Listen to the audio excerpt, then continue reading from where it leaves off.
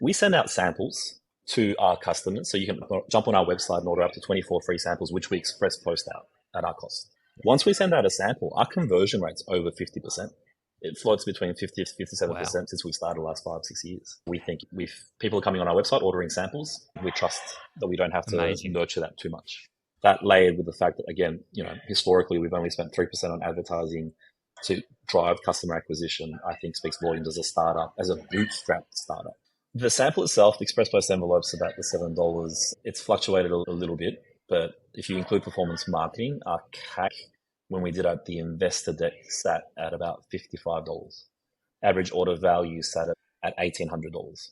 It's actually commercially sensitive to release more up-to-date figures, but let's just say those average order values are increasing. CAC has increased a little bit, but we're looking to drive that down with some of the new initiatives, such as pushing out the fact that we've got design consultants and pushing the fact out that we've got installations as a service offering. Because if we can do more of those full homes and custom homes, AOV on some of these jobs that we're doing, you might be surprised, but it's not uncommon for customers to spend $40,000 with us. Highest seen on a residential home through a mum and dad is $400,000 in Turak, where they selected Hermes fabrics and whatnot.